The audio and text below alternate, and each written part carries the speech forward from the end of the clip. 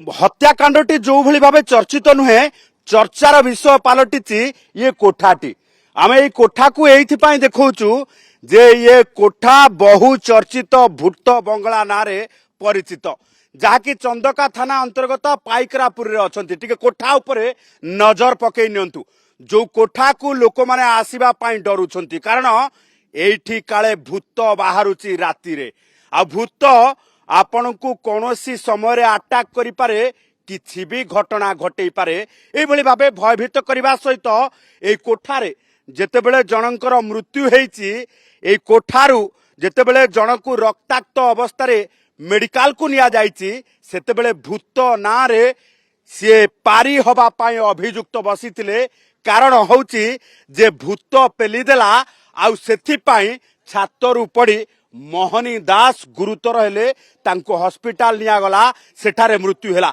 एमिति किछि लोक भी भाबी नैथिले जे सतरे भूत अछि आ भूत छात उपरु पेली देइछि जोथि पाई मोहनी दास गुरुतर भावे आहत होइछि एवं ताकू हॉस्पिटल निया जाइछि आ सेठी तार मृत्यु हेछि ए कथा लोक माने भाबी नैथिले एथि पे जे जदि आपण देखिबे पूरा घर को नजर पकेबे ताले ऑटोमेटिक आपण भी भय करिवे कारण कांथरे एमिति किछि अंका जाइछि कांथरे एमिति किछि दृश्य अछि जोठी आपण देखिबे जे आपण जेतेबेले घर भितरे प्रवेश करिवे कारण 10 रु 15 वर्ष धरी ये घर जेतेबेले एई भली भाबे परित्यक्त अवस्था रे पड़ी रहिछि पूरा कोठा तयारी हेछि किंतु झरका लागिनी कबाट लागिनी रंग दिया हैनी एठी केही रहू नाहांती आ राति रे एठी जुळजुळु हे लाइट जळुची किछि लोक एठी रहुचंती सत किंतु भूत बंगलार ना दिया जाइथिबा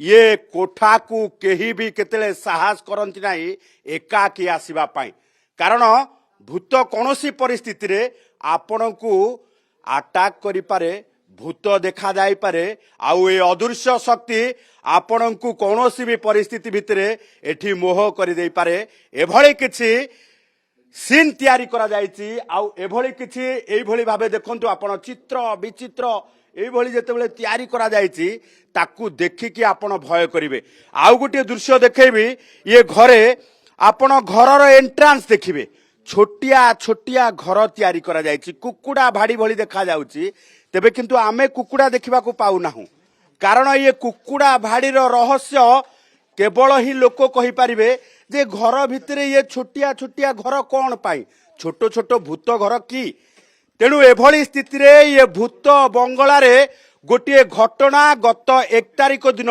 समस्त को बेस चकित करिथिला कारण एठू राति अधरे मोहनी दास नामक जने व्यक्तिंकर जेतेबेले छातरू पड़ी रक्ताक्त अवस्था हेतिला से भली समय रे मेडिकल को स्थानांतर करा जाइतिला एवं मेडिकल को स्थानांतर करा जिबा भितरे मोहनी दास कर चिकित्सा अवस्था रे मृत्यु घटितला आ कहानी तैयारी करा जाइतिला राति अधरे मोहनी दास से कोठारे जेतेबेले सोईथिले सेई समय रे ए भूत बंगलार भूत तांकु छात ऊपर ठेली देला तेबे राति अधरे वास्तव रे छातरू भूत ठेली देइतिबा समस्ते विश्वास करि नैतिले दिल से बना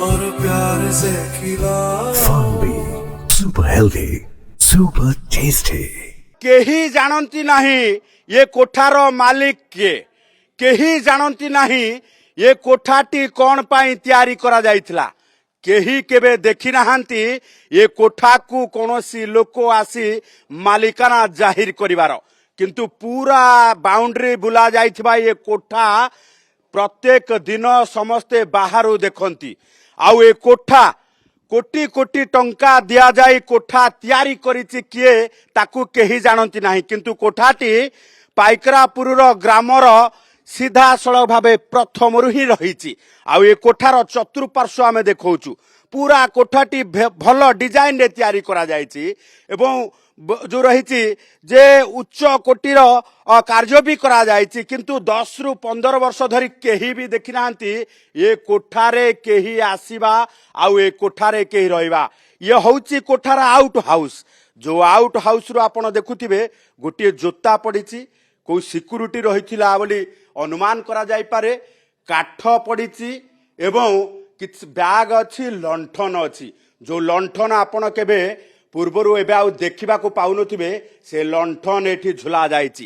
ଏବଂ ପୁରା କୋଠାକୁ ଭୂତ ବଙ୍ଗଳା ଏଇଥିପାଇଁ କୁହାଯାଉଛି ଯେ ଏଠି କାଳେ ମଣିଷ ରହୁନାହାନ୍ତି, ଖାଲି ଭୂତ ହିଁ ରହୁଛନ୍ତି।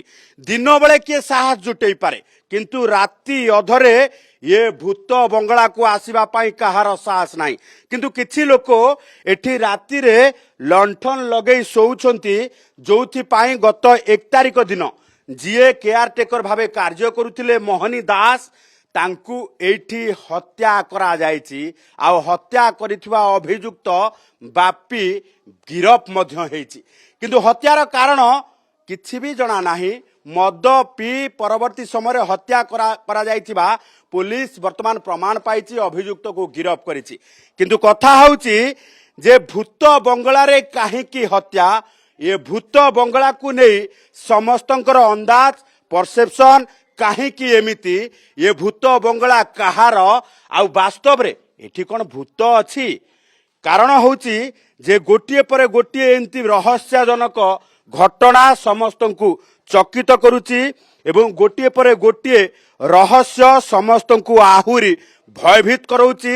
କାରଣ ହେଉଛି ଯେ ଇଏ ଭୂତ ବଙ୍ଗଳାର ଷ୍ଟୋରି କହୁଛି ଅଲୌକିକ ଘଟଣାରେ କିଛି ଲୋକଙ୍କର ମୃତ୍ୟୁ ହେଇଛି। ସେଇଭଳି ଭାବେ ମୋହନୀ ଦାସର ମୃତ୍ୟୁ ମାମଲାକୁ ମଧ୍ୟ ଏହି ଭୂତ ଷ୍ଟୋରିରେ ଚାପି ଦେବା ପାଇଁ ସବୁଦିନ ପାଇଁ ଚେଷ୍ଟା କରାଯାଇଥିଲା। ଆଉ ଏହି ଚେଷ୍ଟା ଭିତରେ ମୋହନୀ ଦାସର ମୃତ୍ୟୁକୁ ମଧ୍ୟ ଭୂତ ମାରି ଦେଇଥିବା ନେଇକି ସମସ୍ତେ ଭାବି ନେଇଥିଲେ। କିନ୍ତୁ ଆମେ ପ୍ରତ୍ୟକ୍ଷଦର୍ଶୀଙ୍କ ଠାରୁ ବୟାନ ନେବା। ପ୍ରତ୍ୟକ୍ଷଦର୍ଶୀ ସେଦିନ ଯାହା ରହିଥିଲେ ତାଙ୍କର ଯୋଉ ରହିଛି କଣ ସେ ଘଟଣା ଦେଖିଥିଲେ, ସେ ସମୟରେ ପୁରା କଣ ରହିଥିଲେ ଆଜ୍ଞା ଯେ ପୁରା ଘଟଣା ଆମେ ଶୋଇଥିଲୁ ରାତି ଅଧରେ କଣ ଶୋଇଥିଲୁ ଆସିକି ବାଡେଇଲା ଆଉ ରାତି ଅଧରେ କିଏ କିଏ ଆସିଥିଲେ, କଣ ହାତରେ ଥିଲା? କେହି ନାହିଁ, ସେଇ କେବଳ ଯିଏ ବ୍ରଜକିଶୋର ଭୋଇ ସେଇ ଏକା ନିଶାରେ ଆଇଥିଲେ। ଆଚ୍ଛା, ସମସ୍ତେ କହୁଛନ୍ତି ଭୂତ ବଙ୍ଗଳା, ତମକୁ କେବେ ଡର ଲାଗୁନି ଆ ଭିତରେ? ନାଇଁ ସାର୍, ଆମକୁ କେବେ ଡର ଲାଗେନି। ଲୋକ କିନ୍ତୁ ଡରିକି ଆସୁନାହାନ୍ତି। ହଁ, ଲୋକ କିନ୍ତୁ ଡରିକି ଆସନ୍ତି। କାହିଁକି କହୁଛନ୍ତି ଭୂତ ବଙ୍ଗଳା ବୋଲି? ସାର୍ ଏମିତି ପଡିଛି ବୋଲି ଭୂତମଳା ନାଁ ଦିଆଯାଏ। ସେଇ 5-6 ବର୍ଷ ହେଇଯିବ, ଅଧିକ ବି ହବ, ମୋର ହିସାବରେ 5-6 ବର୍ଷ ହେଇଯିବ। ତମେ କିନ୍ତୁ 5-6 ବର୍ଷ ହେଲା ଦେଖୁଛନ୍ତି, କେହି ଆସୁନାହାନ୍ତି କେତେବେଳେ ଏଇ କୋଠା କାହାର ବୋଲି? ଆସନ୍ତି କେତେବେଳେ କେମିତି ଆସନ୍ତି ତାଙ୍କ ଝିଅ ହେରିଆ। କେହି ଆସୁ ଓନର କଣ ଯିଏ ମୂଳ ଯିଏ କନଷ୍ଟ୍ରକ୍ସନ ଯେ କରିଛନ୍ତି ମାଲିକ କରିଛନ୍ତି ଯାଇଛନ୍ତି ସେ ମରି ମରି ଯାଇଛନ୍ତି ଆଜ୍ଞା କନଷ୍ଟ୍ରକ୍ସନ କଲା ମାନେ ମରି ଯାଇଛନ୍ତି। ଏଇଠୁ ଚାଲି ଯାଇଛନ୍ତି। ଆଜ୍ଞା। ତ ଏବେ କାହିଁକି ମର୍ଡର ହେଇଛି ବୋଲି ଭାବୁଛନ୍ତି ଆପଣ? କାହିଁକି ସାର୍, ସିଏ ନିଶାରେ ଆଇଥିଲେ ବାଡେଇ ମାରିଦେନ୍ତି କି ରାଗ, ତାଙ୍କର ଯଦି ରାଗ ଭିତରେ ଥିବ ତାଙ୍କ ଭିତରେ ଥିବ ରାଗ। ବଙ୍ଗଳାରେ ଏମିତି ସବୁ ଚିତ୍ର କାହିଁକି ହେଇଛି? ସାର୍ ସିଏ ଚିତ୍ର କିଏ ଆସନ୍ତି ବୁଲାବୁଲି କରିବାକୁ ଚିତ୍ର କରିବାକୁ? ସବୁଆଡେ ଯୋଉଠି ଯୋଉଠି ବିକଟାଳ ଚିତ୍ର ହେଇଛି ଚିତ୍ର କାହିଁକି ଭୟ କରିବେ ଲୋକ? ନାଇଁ ସାର୍, ଭୟ କରିବାକୁ ନୁହଁ, ଯିଏ ଯାହା ଇଚ୍ଛା ହେଇଛି ଧରିକି ଚିତ୍ର କରିଛନ୍ତି। କିଏ କେତେବେଳେ ଦିନ ବେଳେ ଆସୁଛନ୍ତି, ଆଜ୍ଞା। ରାତିରେ କିଏ ଆସୁନାହାନ୍ତି? ନା, ରାତିରେ କେବଳ ଆମେ ସବୁ। ରାତିରେ ଆଉ ସମସ୍ତେ କି ଭୟ? ଆଜ୍ଞା ହାଁ? ଆଜ୍ଞା। ତମକୁ ଭୟ ଲାଗେନି? ନାଇଁ ସାର୍, ଆମେ ଏଇ ଗାଁ ପିଲା ଆସୁ ବୋଲି ଭୟ ଲାଗେନି। 5-6 ଭୂତ ବର୍ଷ ହେଇଗଲେ ନାଇଁ ସାର୍, ଭୂତ ମୁଁ ଦେଖିନି କେବେ। ଭୂତ ସେ ପାଖ ଲୋକ ତ କୁହନ୍ତି ଯେ ଛାତ ଉପରେ ଭୂତ ଦେଖାଦିଏ, ଠିଆ ହୁଏ, ଏମିତି କୁହନ୍ତି। କଣ କହୁଛନ୍ତି, କଣ କେମିତି? ଧଳା ଶାଢୀ ପିନ୍ଧିକି କିଏ ଛାତ ଉପରେ ଠିଆ ହୁଏ, କି ଉପରେ ବସେ, ଏମିତି କୁହନ୍ତି ଆଉ। ଇଏ ଦେଖୁଥିବେ ଯେ ଲୋକମାନେ କାଳେ ଦେଖୁଛନ୍ତି ଧଳା ଶାଢୀ ପିନ୍ଧି ଏ ଛାତ ଉପରେ ଭୂତ ବସେ, ଛିଡା ହୁଏ। ସେଇଥିପାଇଁ ଏ ଭୂତ ବଙ୍ଗଳାକୁ କେହି ଆସିବାକୁ ସାହସ କରୁନାହାନ୍ତି। ଆଉ ଯୋଉ ଭୂତ ବଙ୍ଗଳାରେ ଗତ 1 ତାରିଖରେ ମୋହନୀ ଦାସକୁ ଅତି ନିର୍ମମ ଭାବେ ବ୍ରଜକିଶୋର ଓରଫ ବାପି ପିଟି ଲହୁଲୁହାନ କରିବା ପରେ ଲୋକେ ଭାବି ନେଇଥିଲେ ଯେ ଭୂତ ବଙ୍ଗଳାର ସେଇ ଭୂତ ହିଁ ହତ୍ୟା କରିଛି କିମ୍ବା ଏଇଭଳି ଭାବେ ମୋହନୀ ଦାସକୁ ରକ୍ତାକ୍ତ କରିଛି।